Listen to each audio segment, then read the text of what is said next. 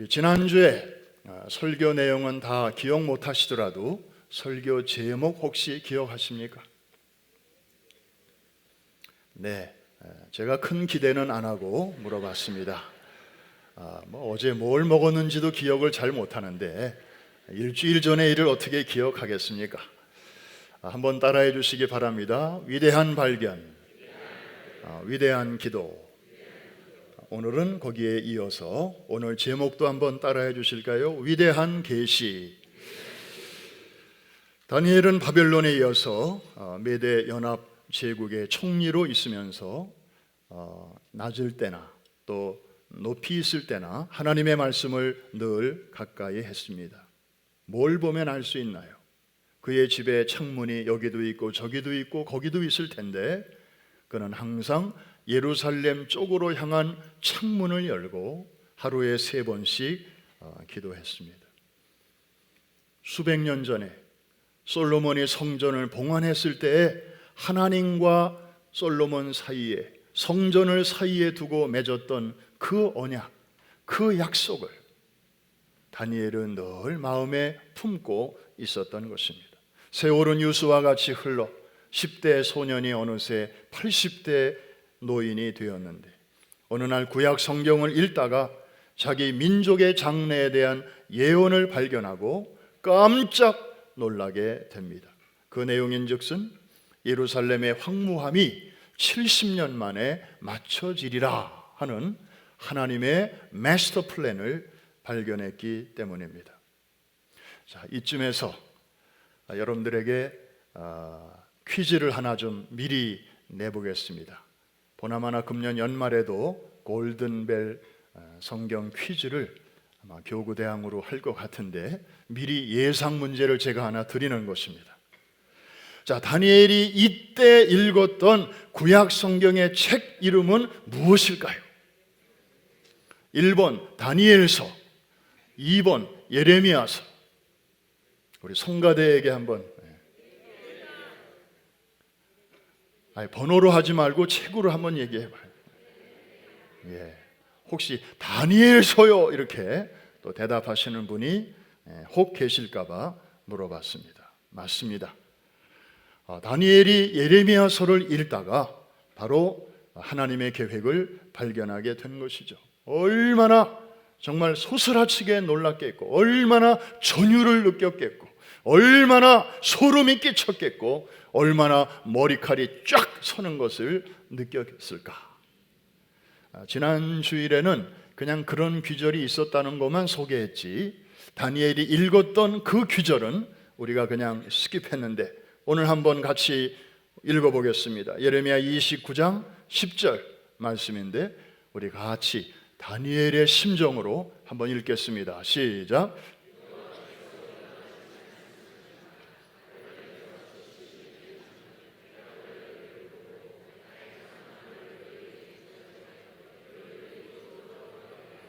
바로 저 기절을 읽고 다니엘이 그렇게 놀랐고 그렇게 이제 기뻐했던 것이죠. 이 말씀대로라면 앞으로 1, 2년만 기다리면 드디어 해방을 맞이하고 예루살렘으로 돌아갈 수 있게 된 것 아닌가. 이것을 깨달은 다니엘은 처음에는 너무나 기뻤습니다. 그러나 흥분을 가라앉히고 곰곰이 생각해 보니 유다 백성들은 어느새 포로 생활이 10년, 20년, 50년, 60년, 얼추 70년이 되어 가면서 자식을 낳고 또 자식이 자식을 낳고 하면서 저들은 그토록 그리워하던 시온에 대한 그리움이 다 사라지고 식어지고 말았습니다. 현지의 바벨론의 문화와 종교에 다 동화되어 버리고 말았습니다. 이름까지도 다 바뀌었습니다. 신앙도 바뀌었습니다. 이런 상태로는 70년이 찬다 해도 예루살렘으로 돌아갈 수 있는 문이 활짝 열렸다 해도 돌아갈 사람이 몇 사람 되지 않을 것처럼 보였습니다. 아유, 저 여기가 좋아요. 우리 벌써 여기 다 터전 잡았어요. 여기 우리 애들, 손자들까지 여기서 자리 잡고 다 살고 있어요. 예루살렘 옛날에는 좀 그리워했지만 아유, 이제는 아니에요. 이미 백성들의 마음은 하나님으로부터도 멀어져 있었습니다. 이들의 마음을 돌이키기에는 남아있는 1, 2년이라고 하는 시간은 너무나 짧았습니다. 마음이 다급해진 다니엘은 안타까운 나머지 자기 홀로라도 금식하며 하나님께 회개하며 기도합니다. 그는 이스라엘의 죄악들을 낱낱이 열거했습니다. 그리고 그들의 죄악을 자신의 죄와 동일시하면서 하나님 앞에 철저하게 대신 회개합니다. 그리고 회개로 끝나는 것이 아니라 믿음으로 또 하나님 앞에 감히 간구하기 시작합니다. 그것은 자기들을 위해서가 아니라 자기들은 하나님 앞에 이미 면목이 없고 죄송하고 드릴 말씀이 없는 그런 상황이었기 때문에 이제는 하나님의 이름을 앞세우며 기도했던 것입니다. 우리 때문에 하나님의 거룩하신 이름이 더럽혀지지 않게 하여 주시옵소서. 우리를 위해서가 아니라 주 자신을 위하여 하시옵소서. 주의 이름을 위하여 70년의 그 약속을 지켜 주시옵소서. 바로 그때 하나님이 보내신 가브리엘 천사가 다니엘에게 신속히 날아와서 하나님의 응답을 전해주는데 그것이 바로 오늘 본문이 되겠습니다. 한 번 더 제목을 따라해 주시기 바랍니다. 위대한 계시. 그 내용은 70일의 계시였습니다. 사실 다니엘은 지금 뭘 생각하며 기도하고 있었습니까? 하나님이 자기 민족을 위한 70년 만에 포로 생활이 끝나고 예루살렘으로 돌아가게 해주신다고 하는 이 약속이 이루어지기를 위해서 지금 기도하고 있었습니다. 그런데 가브리엘을 통하여 하나님이 주신 메시지는 물론 이스라엘의 장래에 대한 내용을 포함하고는 있지만 그 이상이었습니다. 그리고 이 짧은 70년에 대한 이야기만이 아니었습니다. 장차 예수님이 초림하실 때 그리고 더 나아가 재림하심으로 역사의 마지막이 어떻게 될 것인가까지도 하나님은 다니엘에게 보여주셨던 것입니다. 여러분, 우리는 여기서 하나님은 어떤 분이신가를 먼저 발견하게 됩니다. 나는 나에게 관한 것만을 기도했을 뿐인데 하나님께서는 그 이상의 것까지 우리에게 보여주심으로 우리에게 위로를 주시고 소망을 안겨주시는 좋으신 하나님이신 줄로 믿습니다. 구하는 것이나 생각하는 것에 넘치도록 주시는 하나님이 바로 우리의 아버지가 되심을 믿으시면 아멘. 그래서 에베소서 3장 20절 말씀에 여러분이 잘 아시는 말씀이 기록되어 있는데 우리 한번 큰 소리로 같이 읽겠습니다. 시작. 우리 가운데서 역사하시는 능력대로 우리가 구하거나 생각하는 모든 것에 더 넘치도록 능히 하실 이에게 교회 안에서와 그리스도 예수 안에서 영광이 대대로 영원무궁하기를 원하노라. 아멘. 여러분이 기도하실 때 여러분의 기도 생활 속에서 저런 간증이 저런 고백이 앞으로 많이 나오게 되기를 주의 이름으로 축복합니다. 자, 다니엘에게 보여주신 70일의 계시는 크게 세 파트로 순서대로 나누어집니다. 하나는 7일에, 그 다음에 62일에, 그리고 마지막 한 일에, 이 세 파트를 더하면 70일에가 되지요. 자, 다니엘서 9장 25절에 있는 말씀입니다. 그러므로 너는 깨달아 알지니라. 예루살렘을 중건하라는 영이 날 때부터 기름 부음을 받은 자 곧 왕이 일어나기까지. 그 다음에는 다 같이 7일에와 62일에가 지날 것이요 그 곤란한 동안에 성이 중건되어 광장과 거리가 세워질 것이며. 자, 첫 번째가 7일에가 먼저 있을 것이다. 그 시작은 언제부터입니까? 예루살렘을 중건하라는 영이 날 때부터. 이 영은 성령의 영이 아니고 임금의 명령, 조서, 칙령을 말하는 것입니다. 여러분, 예루살렘을 중건한다. 저게 성을 말하는 것인지 성전을 말하는 것인지 무슨 성벽을 말하는 것인지 구체적이지는 않습니다만 그냥 포괄적으로 예루살렘을 중건하라는 영이 날 때부터 이제 7일에가 시작이 된다. 우리가 아는 역사를 보면 1차 포로기한 때는 스룹바벨의 인도를 따라서 약 5만 명이 귀환을 했죠. 그들은 오자마자 성전부터 지으려고 했습니다. 그러나 사마리아 사람들의 방해가 워낙 거세서 저들은 좀 시도하다가 다 손을 놓고 그냥 넋놓고 있었습니다. 자기들의 집이나 먼저 짓고 그러고 살고 있었습니다. 성전 건축이 안 되고 있었죠. 그러다가 2차 귀한 때에 에스라와 학개가 주동이 되어서 주전 457년부터 성전을 재건하여 완공하게 됩니다. 그리고 주전 445년에 느헤미야가 3차로 이제 나머지 유대인 몇 명을 데리고 귀환하면서 이제는 성벽을 재건하게 됩니다. 그렇게 해서 이 7일의 동안에 성전도 그리고 성벽도 이루어지는 그런 일이 있게 되죠. 자, 그 이후에는 이제 62일에 62일에가 있을 것이다. 하나님께서 다니엘에게 말씀해 주셨습니다. 여기서 이 일해라고 하는 것은 무엇일까? 문자적으로는 그냥 7이라는 뜻입니다. 이게 날인지 아니면 년인지 이것은 드러나지 않았습니다. 다만 문맥 속에서 이것을 파악할 수밖에 없습니다. 왜? 성경에 보면 이런 경우는 날로 해석되는 경우도 있고 그리고 연으로 해석되는 경우도 있기 때문입니다. 자, 62일에를 날로 해석하면 전혀 너무 짧아서 해석이 안 됩니다. 이것은 년으로 해석해야 됩니다.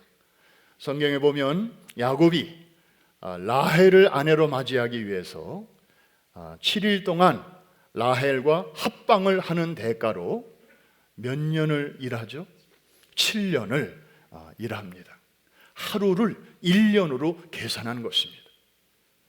그래서 결국에는 사랑하는 아내 라헬을 이제 두 번째 아내로 맞이하게 되죠.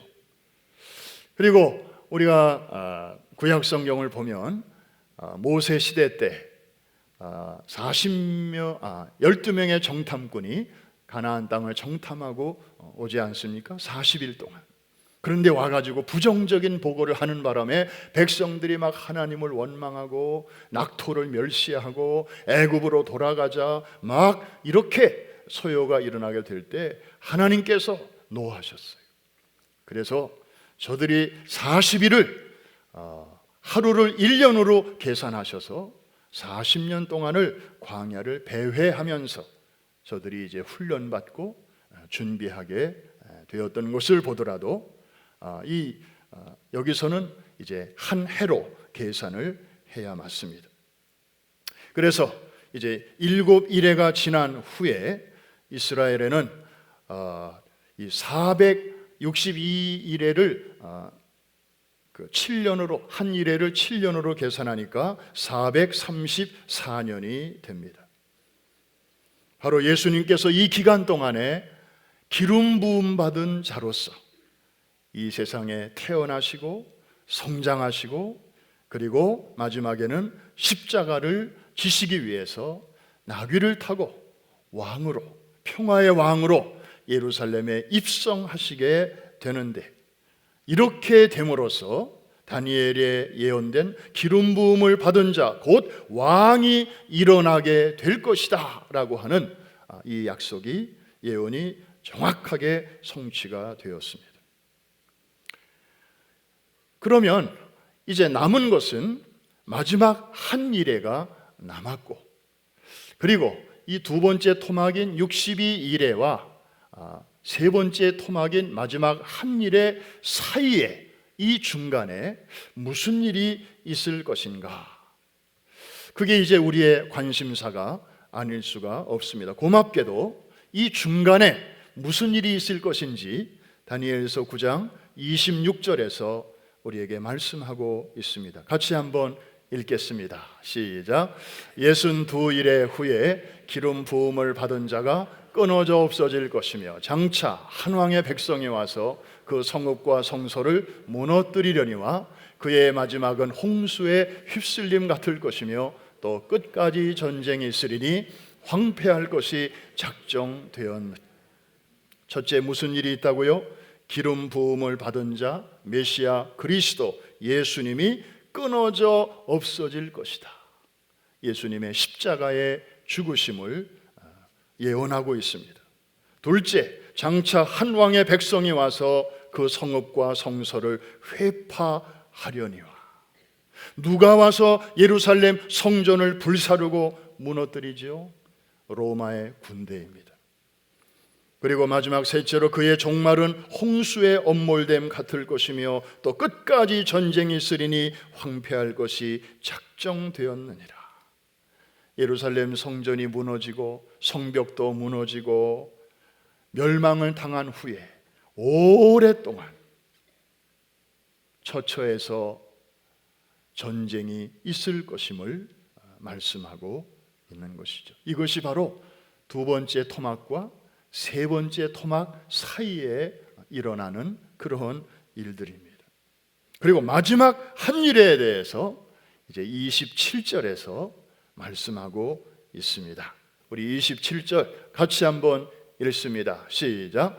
그가 장차 많은 사람들과 더불어 한 일의 동안의 언약을 굳게 맺고 그가 그 일의 절반에 제사와 예물을 금지할 것이며 또 포악하여 가증한 것이 날개를 의지하여 설 것이며 또 이미 정한 종말까지 진노가 황폐하게 하는 자에게 쏟아지리라 하였느니라.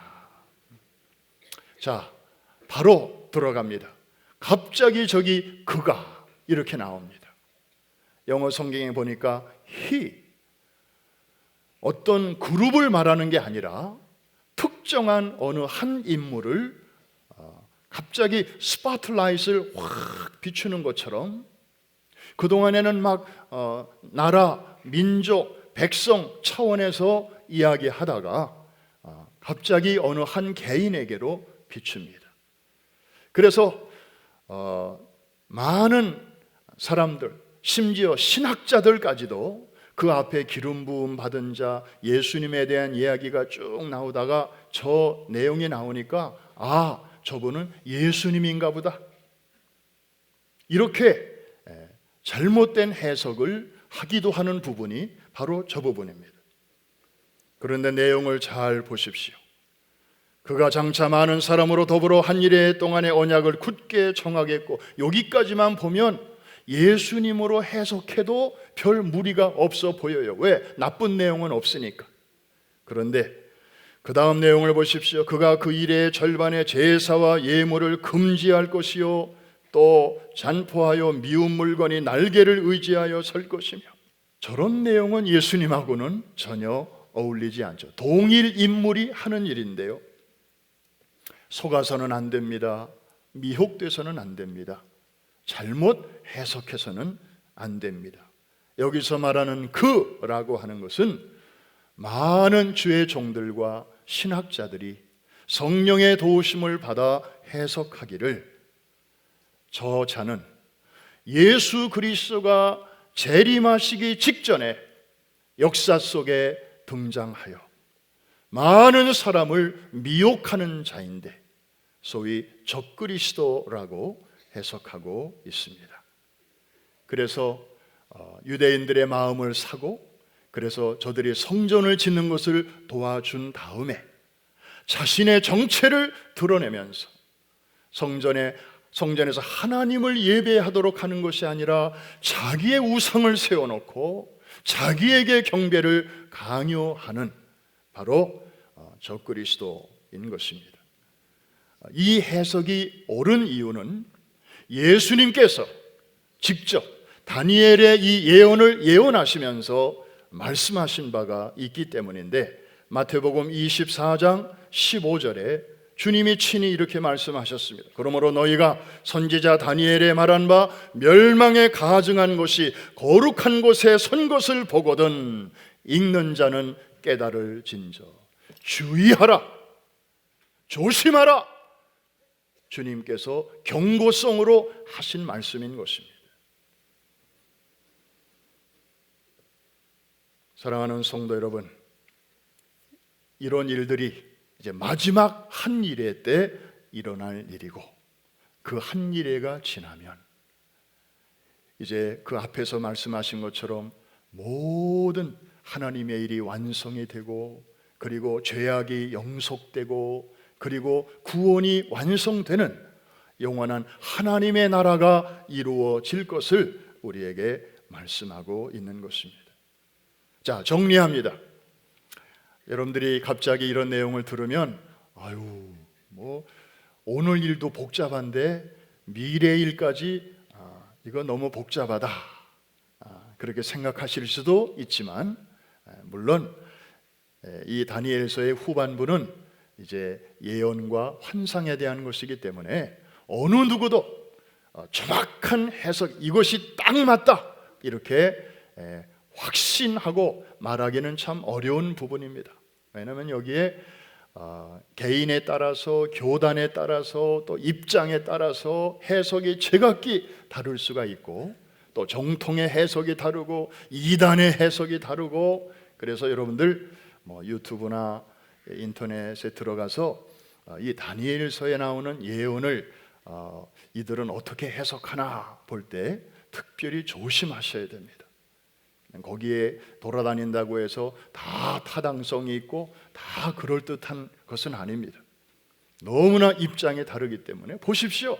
저걸 말하는 그라고 하는 동일 인물에 대해서 어떤 사람은 적그리스도라고, 어떤 사람은 예수님이라고도 하고, 이렇게 극과 극의 해석이 공존하는 게 바로 이 다니엘서이기 때문에, 그래서 우리는 성령의 감동을 받아 말씀을 해석하고 묵상하되, 그러나 내 해석이 꼭 맞는 것은 아니다, 또 저 사람의 해석도 참고할 만하다, 이렇게 열린 마음을 가져야 될 줄로 믿습니다. 그러나 진정한 해석은 무엇이다? 그 예언의 성취될 때 보면 저 예언이 이런 뜻이었구나 하는 것을 그때 가서 우리는 명확하게 알 것입니다. 종합하면 이 70일의 계시는 다니엘을 통하여 이 땅의 모든 사람들에게 주신 하나님의 계시의 말씀인데, 이스라엘 민족에게만 주신 말씀이 아니고 전 인류의 구원 계획을 담고 있는 아주 통큰 계시입니다. 그런데 이제 이스라엘을 기준으로 하여 우리에게 주신 말씀이죠. 그래서 이방인에 대한 언급이 별로 나오질 않아요. 그렇다고 해서 이방인들이 제외됐느냐? 그건 아니에요. 이방인들까지 다 포함하는 하나님의 아주 원대한 마스터 플랜을 우리에게 말씀하고 있는 것인데, 유대인들 중심으로 기술이 돼 있다 하는 거죠. 자, 현재 69일에까지는 성취가 되었습니다. 우리는 지금 어디쯤 있는가? 하나님의 흘러가는 역사의 시간표 속에서 이제 마지막 한 일회를 향하여 지금 역사는 흘러가고 있습니다. 아직 마지막 한 일회가 시작되지는 않았습니다. 이제 두 번째 토막과 세 번째 토막, 그 사이에서 역사는 이제 이쪽을 향하여 계속해서 돌진하고 있는 것이죠. 하나님은 도대체 그러면 이 알 수 없는 기간, 하나님도 명시하시지 않은 이 기간 동안에 어떤 일을 하고 계실까? 많은 분들의 해석이 있습니다마는 가장 공통적인 해석은 이것입니다. 이 기간 동안에 하나님은 이방인들을 구원하신다. 이방인들에게 구원의 문이 활짝 열려져 있는 시기다. 이것을 잘 말씀해 주고 있는 성경이 로마서 9장, 10장, 11장입니다.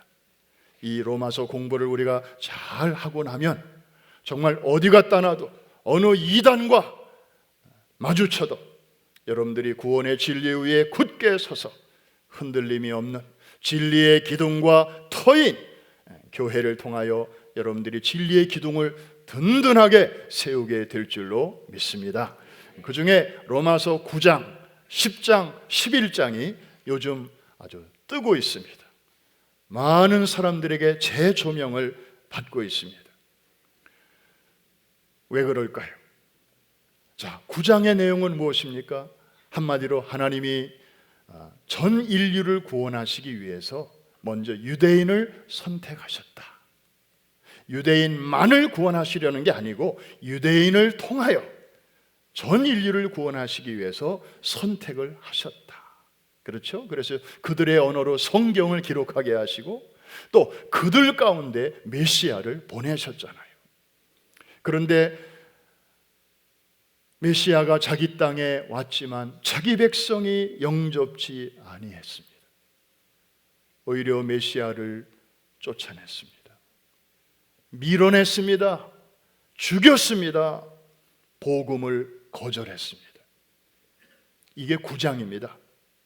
그래서 10장으로 넘어가면 유대인들이 배척한 그 복음, 예수 그리스도의 복음이 그래서 누구에게로 넘어갔을까요? 이방인들에게로. 이방인들이 원했던 것도 아닌데 하나님께서는 유대인들의 그 리젝션을 이용하셔서 이제 구원이 필요한 이방인들에게로 복음이 확 퍼지게 하신 거예요. 그래서 저와 여러분에게까지도 이 복음의 강물이 흘러와서 이렇게 짧은 인생을 살면서 정말 하나님의 은혜로 복음을 듣고 믿고 깨닫고 오늘 이 자리에까지 앉아있게 된 줄로 믿습니다. 이게 바로 62일의 후부터 마지막 한 일의 전까지 지금 전 세계에서 일어나고 있는 일인데 이걸 가리켜서 이방인의 때라고 말합니다. 한번 따라 하십시다. 이방인의 때. 그래서 이방인의 수가 충만한 데 이르기까지 전도와 선교를 통해서 지금 계속해서 이게 진행되고 있는 것입니다. 하나님이 언제까지 이렇게 하실는지는 모릅니다. 그런데 언제까지 하시는가 하면 마지막 한 일회가 시작되기 직전까지 하나님께서 이렇게 이방인들에게 문을 활짝 열어 놓으십니다. 그리고 나서 그러면 유대인들은 어떻게 되는 것인가? 저들이 배척했으니 예수님을 못 박았으니 그럼 하나님이 저들은 버리셨는가? 이에 대하여 하나님의 대답이 11장에 있습니다. 11장에 보면 이제 이방인들이 막 구원받는 모습을 보고 나중에 때가 되면 유대인들의 마음속에 우리가 잘못했구나. 우리가 버린 복음을 저들이 주워가지고 저렇게 잘되고 저렇게 하나님의 은혜와 복을 누리는 것을 보니 우리가 잘못했구나. 우리가 그걸 버리는 게 아닌데 그토록 소중한 보물을 우리가 몰라봤구나. 뒤늦게나마 저들이 이제 깨닫고 예수 그리스도를 자기들의 주와 메시아로 맞아들이게 되는 일이 있게 될 것인데 이방인들에게서 되어지는 모든 일을 보고 한번 따라해 주실까요? 시기나게 하셔서. 저들이 잘 되는 것을 보고 원래 저거 우리 건데, 하나님이 우리에게 먼저 주신 건데, 아이고 우리가 참 큰 실수했구나. 그래서 하나님께서 뒤늦게나마 깨닫고 예수님을 모시게 되는, 유대인들이 대거 이제 주님께로 돌아오는 일이 일어나게 될 것을 말씀하고 있습니다. 그래서 9장, 10장, 11장은 원래 모든 사람이 죄를 범하였음에 하나님의 진노 아래 있게 되었는데, 하나님께서는 유대인만도 아니고 이방인만도 아니고 죄 아래에 있는 모든 인류를 구별 없이, 차별 없이, 남자나 여자나 종이나 자유자나 헬라인이나 야만인이나 구별 없이 누구든지 예수 그리스도를 믿기만 하면 얼마든지 구원하시는 하나님의 구원 계획을 말씀하고 계신데, 한번 따라해 주십시오. 유대인을 통하여 이방인을 구원하시고, 이방인을 통하여 유대인을 구원하신다. 할렐루야. 이것이 바로 하나님의 놀라운 신묘막측한 지혜요, 그리고 마스터 플랜인 것입니다. 지금은 아직 이방인의 때입니다.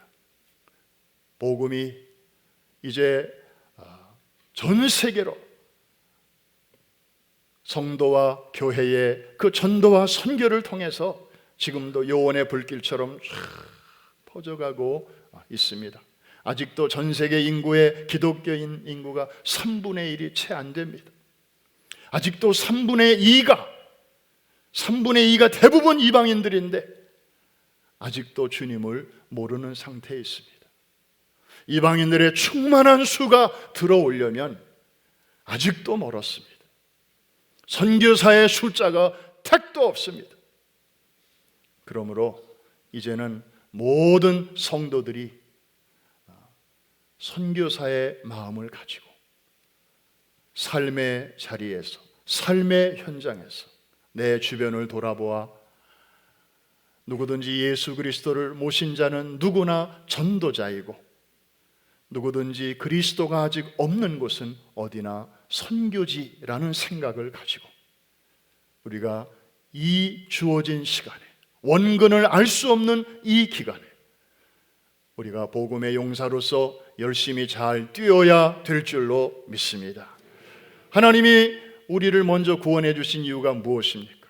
나만의 구원이 궁극적 목적이셨다면 여러분이 구원받는 그날, 여러분이 예수 영접한 그날 하나님이 여러분들을 그냥 천국으로 데려가셨어야 옳습니다.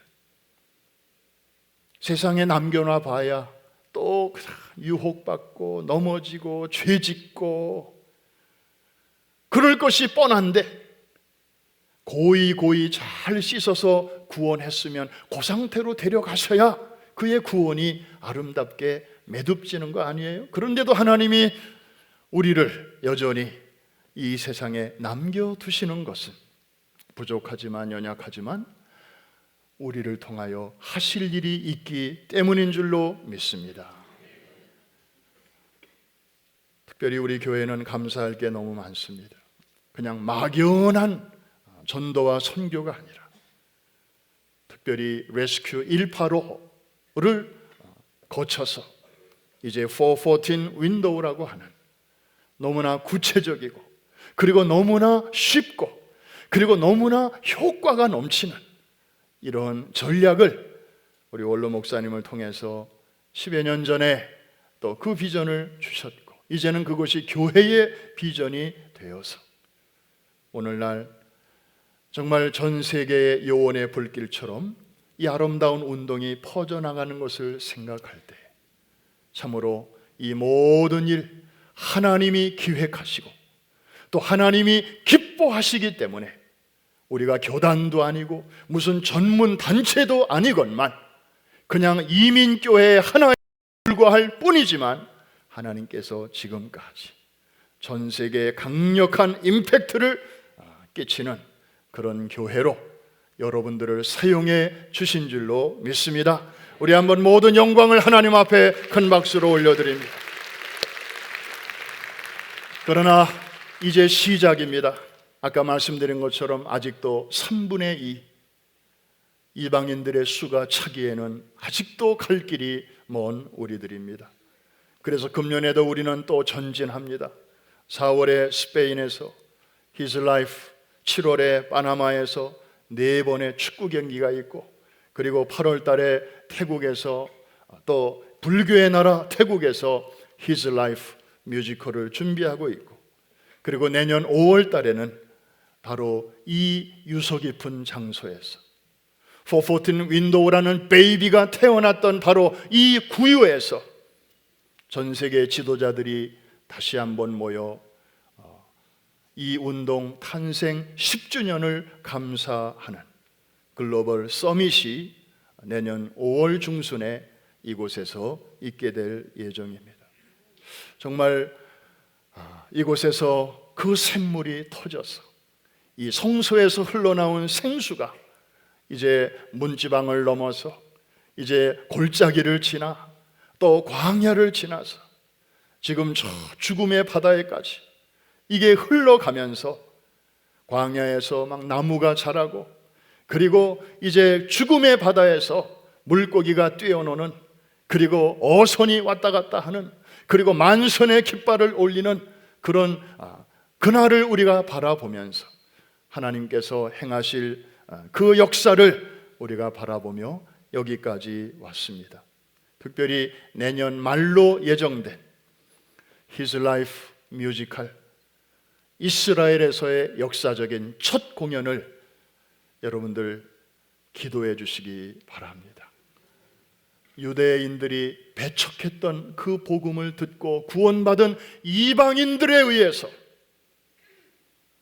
예수님을 소개하는 그 2시간짜리 작품이 이제 이스라엘 땅에서, 그 땅의 유대인들과 아랍 사람들을 위해서 우리가 공연을 하게 되었으니 아마 이 일은 2000년 신약교회 선교 역사상 어쩌면 획을 긋는 작지만 큰 사건이 될 것입니다.